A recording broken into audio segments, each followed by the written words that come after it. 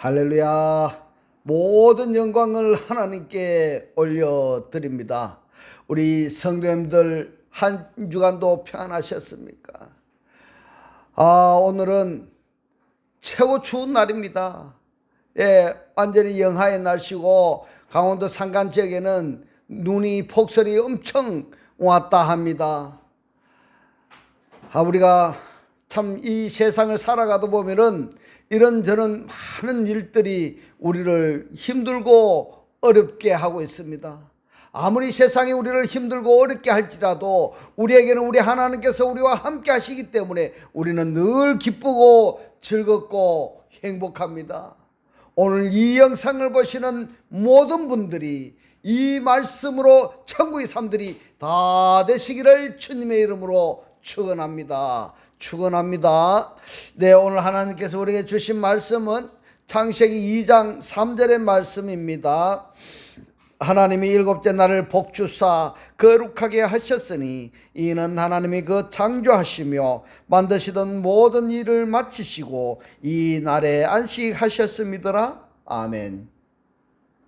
네, 오늘 또 지난주에 이어서 제7일과 안식과의 관계성이라는 제목으로 그 세 번째 시간을 저와 여러분이 함께 은혜 나누기를 원합니다. 우리들이 지금 살펴보고 있는 것은 창세기 2장 2절로 3절에서 말씀하시는 이 안식하고 히브리서에서 말씀하시는 제7일 안식에 대해서 살펴보고 있습니다. 창세기 2장 2절로 3절의 안식은 하나님께서 하시던 일을 다 마치시고 안식하셨다라고 말씀을 하시는데 히브리서에서는 어떻게 말씀하시는가를 우리가 살펴봐야 되는 겁니다. 그래서 구약의 말씀과 신약의 말씀이 어떻게 달라지는가를 우리가 깨달아져야 되는 것입니다. 먼저 로마서 12장 19절의 말씀을 보겠습니다. 내 사랑하는 자들아 너희가 친히 원수를 갚지 말고, 이렇게 말씀을 하셨습니다. 스스로 원수를 갚지 말고 진노하심에 맡기라. 기록되었으되 원수 갚는 것이 내게 있으니 내가 갚으리라고 주께서 말씀하시니라. 자, 하나님께서 원수를 갚아 주신다, 이렇게 말씀을 하셨습니다. 이 원수 갚는 것이 무엇일까? 우리들이 생각하는 것은 나를 미워하는 자 또는 나를 핍박하는 자를 하나님께서 심판하시고 벌을 주신다, 이렇게 생각을 하고 있습니다. 이것은 철저하게 우리 육신적인 원수 갚는 것입니다. 여기서 원수 갚는 것이라고 번역이 된 단어가 뭔가 하면 에크디케시스인데, 에크 플러스 디케시스가 무엇인가 하면은 이 디케시스의 사전을 우리가 찾아보면은 디케나 또는 디코스는 의입니다. 의. 그러면은 에크디코스의 연합이 되겠다라는 것이 뭔가 하면 의가 되는 것이고 또는 의인이 되는 것입니다. 그러나 이 에크 전치사를 분리로 보면은 의의 반대편, 분리된 것입니다. 여러분, 그래서 한글 번역 성경과 원어 성경을 어떻게 보느냐에 따라서 우리가 말씀이 완전히 달라지는 것입니다. 그래서 오늘 여러분들께 들려드리는 이 목사가 알려주는 이 말씀을 처음부터 끝까지 잘 보시고 또 구독을 누르시고 반복해서 보셔서 이 말씀이 깨달아지시기를 주님의 이름으로 축원합니다. 누군가를 알리기를 원하시는 분, 누군가를 살리기를 원하시는 분이 있다면 이 말씀을 꼭 전달해 주셔서 그들도 살릴 수 있기를 주님의 이름으로 축원합니다. 그러니까 에크디케시스는 의와 분리된 상태이기 때문에 원수를 갚아주신다라는 이 말이 의와 에크 연합하게 해주시겠다, 이 말씀인 겁니다. 할렐루야. 이렇게 이해를 하셔야 되지, 우리가 모든 것을 우리 육신적으로만 성경을 해석해 버린다면 영적인 문제는 온데간데 없어져 버리는 겁니다.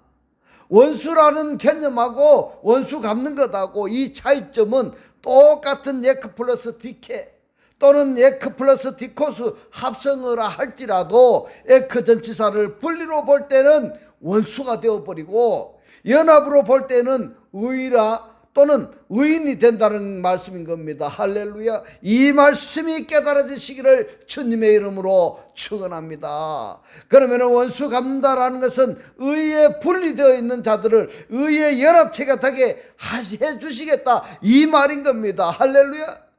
그렇다면 왜 우리들의 원수를 갚아주실까? 왜 갚아주실까? 로마서 12장 19절의 말씀을 창세기 2장 2절로 3절에 하나님의 안식과 연결해서 본다면은, 우리가 의에 분리되어 있는 이 상태라 한다면은 거룩의 상태가 아니다 이 말입니다. 안식할 수가 없는 것입니다. 그러니까 우리를 의로 연합시켜 주시는 그 자체가 하나님의 의다 이 말인 겁니다. 하나님의 의가 곧 나의 의이고 나의 의가 곧 하나님의 의다 이 말씀인 겁니다. 그래서 원수를 갚아 주시는 것이다. 이번에는 히브리서 10장 30절의 말씀을 봅니다. 원수 갚는 것이 이랬습니다. 예크디케시스입니다. 이 말씀도 로마서의 12장 19절의 말씀과 같은 맥락에서 이해하시면 되겠습니다. 원수 갚는 것이 나에게 있으니 내가 갚으리라 하시고, 또 다시 주께서 그의 백성을 심판하리라 말씀하신 것을 우리가 아노니. 자, 여기서 보십시다. 원수 갚아준다라는 것은 예크 플러스 디케입니다. 의가 되게 해 주시는 것입니다. 그의 백성을 심판한다라는 것이 무엇인가 하면은 의에 연합되지 아니한 자들을 유기해 버린다든지 또는 존재 가치를 없게 해버린다는 그것이 바로 그의 백성을 심판하는 것입니다.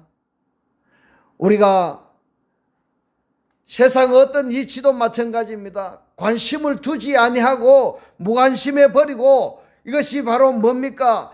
연합되지 않게 한다 이 말입니다. 그렇게 연합되지 아니한 자를 유기해 버리는 것을 뭘 하신다요? 하나님께서 의에 연합되게 해 주시겠다는 것입니다. 의에 연합해 주신다. 이것을 로마서 12장 19절에서는 또는 히브리서 10장 30절에서 원수 갚는 것에 대해서 단어의 개념을 여러분들이 정확히 이해하셨다 한다면은 바로 창세기 2장 2절로 3절에서 연결해서, 아, 하나님이 왜 나의 원수를 갚아주시는가? 바로 당신이 하시는 일을 다 마치시고 안식하시기 위해서 나에게서 원수를 갚아주신다. 의에 분리되어 있는 이 상태를 의의 연합체가 되게 하신다면은 하나님이 하시는 일을 완성되는 것입니다. 하나님께서 하시는 일이 완성되게 하시기 위해서 우리가 의에 분리되어 있는 것을 의의 연합체가 되게 하신다는 것입니다. 그렇기 때문에 믿는다고 다 믿음이 아니고 믿음이 다 믿음이 아니라는 것을 깨달아지시기를 주님의 이름으로 축원합니다. 누가복음 24장 20절로 27절의 말씀을 봅니다. 우리 대제사장들과 관원들이 사형 판결에 넘겨주어 십자가에 못 박았느니라 이랬습니다. 누굴까요? 누구를 십자가에 못 박았습니까? 바로 예수입니다. 우리는 이 사람이 이스라엘을 구속할 자라고 팔았노라. 이뿐 아니라 이 일이 된 지가 사흘째요. 또한 우리 중에 어떤 여자들이 우리로 놀라게 하였으니 이는 저희가 새벽에 무덤에 갔다가 그의 시체는 보지 못하고 와서 그가 살으셨다 하는 천사들의 나타남을 보았다 함이라.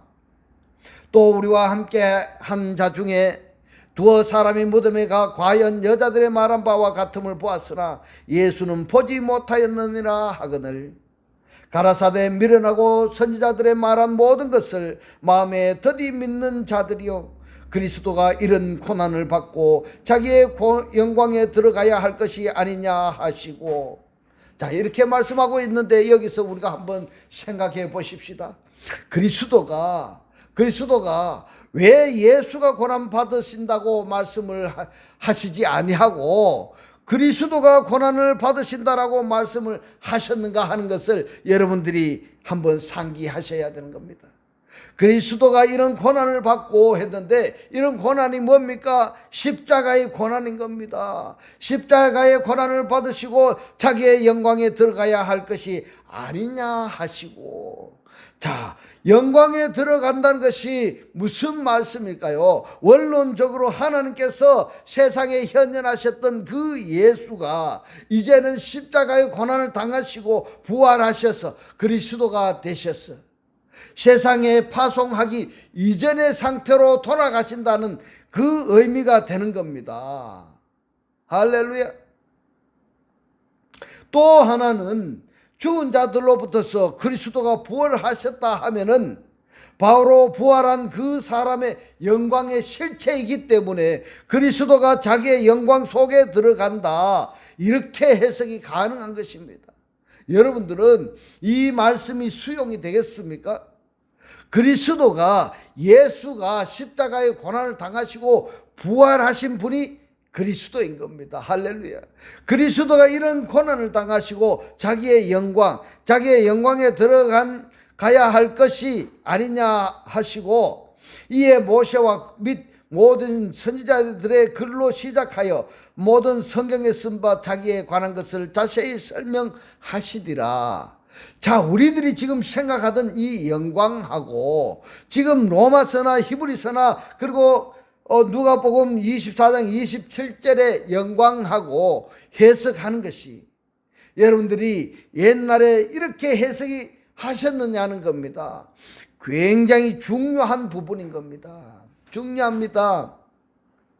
하나님은 영광 그 실체입니다. 그런데 영광의 실체인데 어떻게 영광 속에 다시 들어갈까? 의가 아닌 사람, 의에 분리된 사람을 의에 연합체가 되게 되어진 것이 바로 안식이고 거룩이고 영광인 것입니다. 에크디케 상태가 에크를 분리로 봤을 때는 원수입니다. 거기에는 하나님의 영광이 있을 수가 없습니다. 그러나 에크디케, 똑같은 단어이지만은 이 에크를 연합으로 보았을 때는 의가 되는 것입니다. 바로 영광이 되는 것입니다. 그러면은 의에 분리되어 있는 이 상태를 의의 연합체가 되어지게 했을 때는 그 자체가 영광이기 때문에 그 속에 누가 계시는가? 그리스도입니다. 할렐루야. 그래서 성경을 결론적으로 우리가 보면은 창세기 1장 1절인 겁니다. 창세기 1장 1절의 원어로 뭐라고 이야기하고 있습니까? 베르스트 바라 엘로힘 에트 하샤마임 베에트 하아르츠, 태초에 하나님이 천지를 창조하시느니라. 이 말씀을 어떻게 해석하느냐에 따라서 성경에 오늘 영광에 관한 말씀을 우리들이 상고했는데, 이 말씀이 이해가 되어지느냐 아니면은 이해가 되어지지 않느냐에 따라서 창세기 1장 1절에 이 말씀이 육적 해석이냐 아니면은 실제적인 존재적인 해석이냐 나눠져 버리는 겁니다. 로마서 10장 13절로 18절의 말씀을 봅니다. 누구든지 주의 이름을 부르는 자는, 이렇게 말씀하고 있습니다. 주의 실체가 되기를 소망하는 자는, 이렇게 되는 겁니다. 주의 실체가 되기를 소망하는 자는 구원을 얻으리라. 그런즉 저희가 믿지 아니하는 일을 어찌 부르리요? 듣지도 못한 일을 어찌 믿으리요? 전파하는 자가 없이 어찌 들으리요? 보내심을 받지 아니하였으면 어찌 전파하리요? 반대로 한번 생각해 보십시오. 보내심을 받아야 전파를 하고, 전파를 해야 듣게 되고, 들어야 믿게 되는 것입니다. 믿음, 이게 바로 뭐냐 하면은 주의 이름의 실체가 되는 것입니다. 주의 이름의 실체가 된다라는 것이 뭡니까? 주의 이름의 실체를 말할 수 있다, 이겁니다. 주의 이름의 실체가 영광이라고 하면은 영광을 말할 수가 있고, 주의 이름이 거룩이라고 표현을 한다면은 거룩을 말할 수가 있다, 이렇게 해석이 가능한 겁니다. 기록된 바 아름답도다. 좋은 소식을 전하는 자들의 발이여 함과 같으니라. 그러나 저희가 다 복음을 순종치 아니하였도다. 이사야가 가로되 주여 우리의 전하는 바를 누가 믿었나이까 하였으니, 그러므로 믿음은 들음에서 나며, 이랬습니다. 믿음이 어디서 나온다고 말하고 있습니까? 믿음은 들음으로부터, 들음으로 나며, 들음은 그리스도의 말씀으로 말미암았느니라.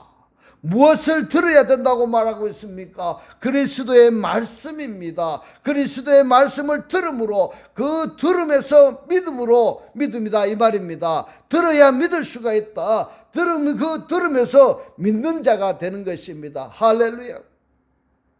그러나 내가 말하노니 저희가 듣지 아니하였느뇨?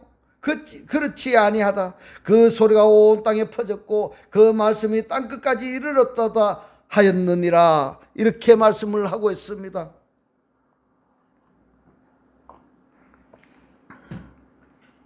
자, 여기에서 말씀이라고 번역이 된 단어가 다 흐레마타입니다. 로고스로 말씀하신 것이 아니라 흐레마 말씀으로 하셨습니다. 그리고 땅끝까지라 이렇게 말씀을 하셨는데 오이쿠메네타입니다. 오이쿠메네타가 뭐냐면 완성된 집입니다. 이것을 성경에 뭐라고 번역해 놓았습니까? 땅 그랬습니다. 그래서 말입니다. 우리가 한글 성경을 땅끝까지 이래 놓으니까 어떤 목사님은 땅끝까지라고 한다고 해서 어디 저 아프리카에 복음 전하러 간다고 이렇게 이야기하시는 분이 있는데 그 말씀이 아닙니다. 땅 뭡니까? 오이쿠메네타 완성된 집이다 말입니다. 이 안에 내 안에 말입니다. 내 안에 전파되어진 그 말씀이 듣는 사람 속에 꽉 차 버렸다 이 말입니다. 땅끝까지 말씀 집이 되어졌다 이렇게 의역해서 생각할 수가 있는 것입니다. 물론 아프리카에도 복음을 전해야 되고 저 북한에도 복음을 전해야 되는 건 맞습니다. 그러나 정작 중요한 것이 땅이 내가 땅이라 말입니다. 땅끝까지라는 것은 내 안에 말씀집이 꽉 차 있어야 된다 이 말씀인 겁니다. 여러분 어떻습니까? 매주 교회에 가서 설교 말씀을 듣지 아니합니까? 그 들음의 말씀이 나에게 말씀집으로 꽉 채워지는 말씀인가? 아니하면은 교회 참석할 때 그 상태나 교회 나왔을 때 그 상태나 똑같습니까? 똑같다 한다면은 들음의 말씀에 복음에 순종치 아니하였도다 이 말씀이 그 사람에게 해당되는 말씀인 겁니다. 말씀을 듣는다고 해서 전부 다 그 말씀의 실체가 되는 것이 아닙니다. 어떤 사람이 말씀의 실체가 되어지지 아니한가 하면은 곧 마음을 강팍하게 하는 자들입니다. 마음을 강팍하게 하는 자들, 완고하게 하는 자들, 마음이 딱딱해지고 굳어진 자들, 자기 고집이 강한 자들, 자기 주관이 너무 센 사람들, 이런 사람들은요 들음의 말씀이 그 사람의 실체가 되지 아니하는 겁니다. 그래서 요한복음은 호로고스 복음입니다. 요한복음 1장 1절에 호로고스 이 말씀이 요한복음 1장 14절에서 말씀하는 이 말씀이 육신이 되는 것입니다. 말씀이 육신이 된 그 말씀이 바로 들음의 말씀이 되는 것이고 그 들음의 말씀이 땅끝까지 이르렀도다 하고 연결이 되는 겁니다. 바로 어떻게 된다는 말씀입니까? 말씀 육신이 된다는 것입니다. 말씀 육신이 되었다라는 것이 뭡니까? 우리 육신 속에 말씀이 가득 차 있는 것을 이야기하고 있습니다. 그러니까 오른밤을 딱 때리면은 야 이 새끼야 이렇게 욕을 하는 것이 아니라 자기가 말씀뿐이니까 말씀밖에 안 나오는 겁니다. 왼쪽 뺨을 딱 때리면은 뭐라고 얘기하는 겁니까? 또 욕하는 것이 아니라 자기 실체화되어진 말씀을 말할 수밖에 없는 실체, 이것이 말씀이 육신이 되어 이렇게 표현하는 것입니다. 요한복음 1장 1절에 태초에 말씀이 계시니라 이 말씀은 창세기보다도 먼저 우리들이 알아야 될 말씀인 겁니다. 에나르케 엔호로고스 이 말씀이 하나님과 함께 계셨느니라 이 말씀은 곧 하나님이시니라. 에나르케 엔호로고스 말씀입니다. 엔아르케가 신약 히브리 성경 요한복음 1장 1절에 보면은 베레스트로 되어 있습니다. 이 베레스트가 창세기 1장 1절의 첫 단어인 겁니다. 그 말씀이 베레스트에 계시느니라 이렇게 되는 겁니다. 그 말씀이 태초에 계시느니라 그 말씀이 우리 우두머리에 계시느니라 그 말씀이 족장 안에 계시느니라 그 말씀이 근원 속에 계시느니라. 다양하게 번역할 수 있는 단어가 에나르케입니다. 에나르케인데 이 말씀이, 그 말씀이 에나르케 안에 존재하시느니라. 이 말씀이 하나님과 함께라고 했습니다. 미완료 존재동사로 존재하고 계시는 겁니다. 이 말씀이 하나님과 함께 계셨다. 그러니까 하나님은 미완료 존재동사로 계시는 겁니다.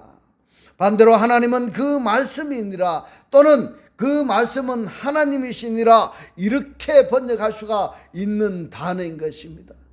요한복음 1장 14절에 말씀이 육신이 되어 우리 가운데 거하심에 우리가 그 영광을 보니 아버지의 독생자의 영광이요 은혜와 진리가 충만하더라.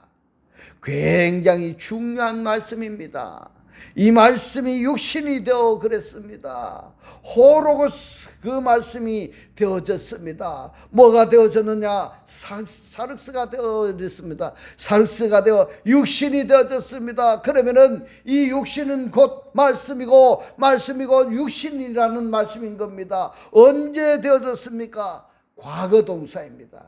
과거 동사입니다. 그러면은 이 존재는 바로 말씀 육신입니다. 어디에 계시느냐 했더니 엔헤민이라고 했습니다. 우리 가운데라고 이렇게 번역이 되어 있는데, 우리 가운데보다도 우리들 속에, 우리들이라는 각각의 속에 거하시는 겁니다. 완전히 집을 짓고 산다, 이렇게 의역해서 생각할 수 있는 부분인 겁니다. 그 다음에 카이 에데아 사메다를 이렇게 번역을 해야 되는 것이 뭔가 하면 보았습니다. 이 에메다 사메다는, 에데아 사메다는 육안으로 보는 것이 아닙니다. 영으로 보는 눈입니다. 육안으로 보는 것이 아니에요. 우리가 보았습니다. 무엇을 보았느냐 했더니 아버지로부터의 독생자의 영광을 우리가 보았습니다. 무엇으로? 영으로 보았다 이 말입니다. 그러면은 내 육신 속에 말씀이 거하시고, 말씀이 거하신 그것이 바로 독생자의 영광인데, 그러면은 영광을 보았다라는 겁니다. 독생자를 보았다라는 것이고, 독생자를 보았다라는 것이 뭡니까? 말씀을 보았다, 그렇게 해석이 되는 겁니다. 할렐루야. 그런데 이 독생자를 어떻게 해석하느냐에 따라서 또 해석이 달라지는 겁니다. 물론 독생자라면은 예수도 독생자입니다. 그리고 그리스도도 독생자입니다. 여기에 독생자는 물론 요한복음 1장 14절에 이 말씀을 두 가지로 해석할 수가 있습니다. 하나는 말씀이 육신이 되어 세상에 현현하신 예수로 해석을 할 수가 있고, 또 하나는 그 예수를 영접한 자가 예수와 똑같은 실체가 되어졌다라고, 요한복음 1장 14절을 두 가지로 우리가 해석을 해야 되는 것입니다. 내 자신이, 내 자신 속에 말씀이 거하면은 이것을 해석하기 위해서는 보자기를 우리가 생각해도 되고, 가방을 우리가 생각해도 되는 겁니다. 가방에 무엇을 넣느냐에 따라서 가방의 명칭이 달라지는 것입니다. 가방에 책을 넣으면 책가방이 되고, 가방에 돈을 넣으면 돈가방이 되는 겁니다. 나도 같은 맥락입니다. 내 속에 무엇이 있습니까? 하나님이 내 속에 계시면은 나는 하나님의 사람이 되는 것이고, 내 속에 마귀가 있으면은 마귀 새끼가 되는 것입니다. 내 속에 불평, 부정, 불편, 시기, 질투, 험담이 있으면은 나는 누구다? 마귀의 새끼인 겁니다. 그러니까 우리는 하나님의 이 말씀을, 지금 말씀이 내 안에 거하고 있으니까 말씀이 육신이 된 것입니다. 이것이 뭐냐 하면은 독생자의 아버지, 독생자의 영광이라는 말씀인 겁니다. 그런데 이 상태가 뭐냐? 프레넨시가 차고 넘치다인 겁니다. 충만하다, 이렇게 번역이 되어 있습니다. 차고 넘치는 겁니다. 뭐가 차고 넘치느냐 했더니 은혜와 진리인 것입니다. 은혜와 진리가 차고 넘치는 것입니다. 여러분, 말씀이 육신이 된다, 우리가 상상이라도 할 수가 있겠습니까?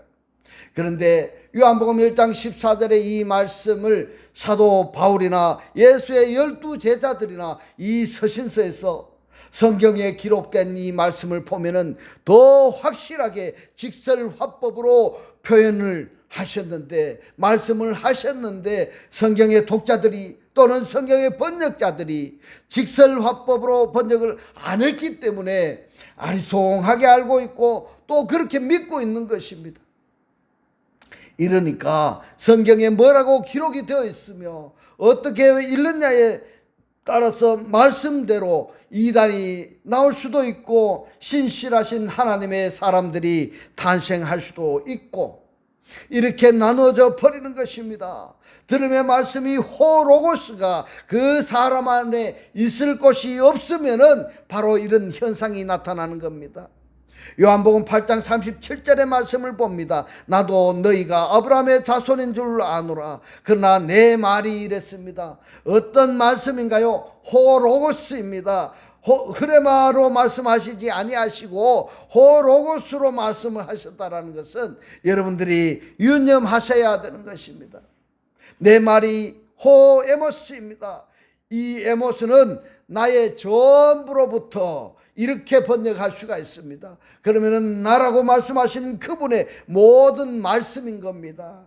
그러니까 인격체 자체를 표현한다 이렇게 해석했으면 참 좋겠습니다. 이렇게 해석을 해도 사람들이 알아듣지를 못하고 받아들이지 못하기 때문에 그냥 내 말 이렇게 번역한 것 같습니다.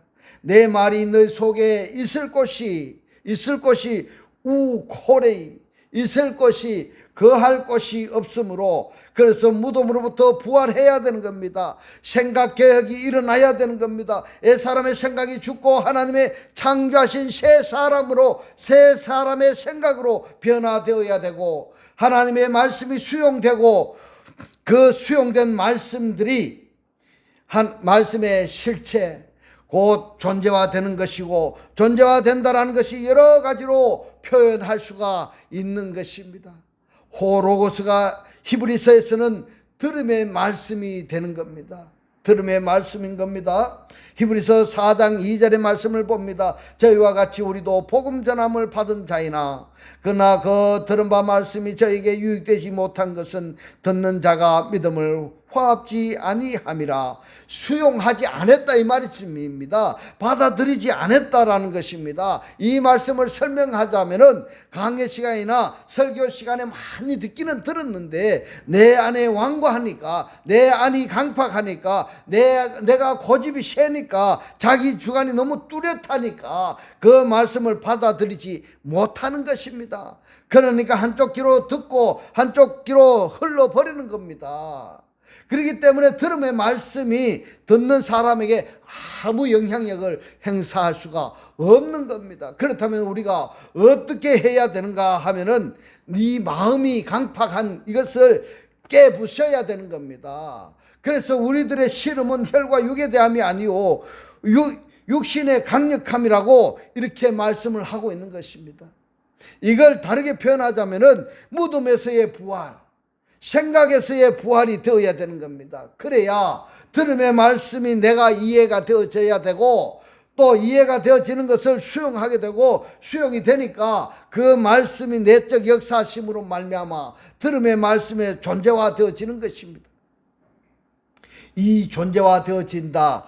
이것을 성경에서 궁극적으로 사도 바울이 뭐라고 말씀합니까? 엔 그리스도로 말씀하시는 겁니다. 엔 그리스도, 그리스도 안에라고 말씀하고 있습니다. 그 결과가 믿음의 실체가 되는 것입니다. 창세기 2장 2절로 3절에서 하나님이 안식하시는 것하고 히브리서에서 하나님께서 우리들에게 제7일 안식일을 말씀하셨는데 이 제7일이라는 숫자 완성입니다. 이 안식의 완성인 것을 말씀하고 있습니다. 이 안식의 완성을 어떻게 아느냐 하면 구약시대에는 하나님이 하시는 일을 다 하셨다라는 것하고 히브리서에서는 우리들 속에 그리스도를 영접한 자들 속에 또는 예수를 믿는다고 말하는 사람들 속에 참된 안식이 되게 하시는 역사성을 말씀하시고 그리고 이 참된 안식이 무엇이다 하는 것을 히브리서에서 말씀하고 있습니다. 만약에 신앙생활을 오래 많이 했다 할지라도 여호와 하나님의 안식 상태에 내가 하나가 되지 못한다면은 거룩에 내가 하나가 되지 못한다면은 영광에 내가 하나가 되지 못한다면은 그 사람의 신앙은 잘못됐다라는 결과인 것입니다. 이제부터는 하나님의 이 살아 역사하시는 이 생명 말씀을 보고 듣고 깨닫고 지켜서 매일매일의 삶이 천국의 삶이 다 되시기를 주님의 이름으로 축원합니다. 축원합니다. 기도드리겠습니다. 할렐루야. 하늘뜰 안에 계신 우리 아버지요, 오늘 주님 주신 말씀, 우리들 속에 그리스도를 영접한 자들 속에 참된 안식이 되게 하시는 주님 고맙고 감사합니다. 하나님의 안식 상태와 주님을 영접한 나와 하나가 되어야 거룩이고 하나가 되어야 영광이고 안식이라고 오늘 우리들에게 깨닫게 하신 주님 고맙고 감사합니다. 주님께서 깨닫게 하신 이 말씀대로 그리스도와 한 몸이 되고 한 떡이 되고 한 영이 되게 하셔서 말씀의 실체로 사라지게 하옵소서. 감사드리며 우리를 구원하신 주 예수 그리스도 이름으로 기도 드리옵나이다. 아멘. 네, 이 시간 축도 드리겠습니다. 지금은 우리 주 예수 그리스도의 은혜와 하나님의 극진한 사랑과 성령의 감동, 감화, 교통하심이 하나님을 영접하여 그리스도와 하나 되기를 원하는 모든 성도들과 그 가정과 직장과 사업과 자녀들 머리 위에 지금부터 영원토록 함께 있을지어다. 아멘.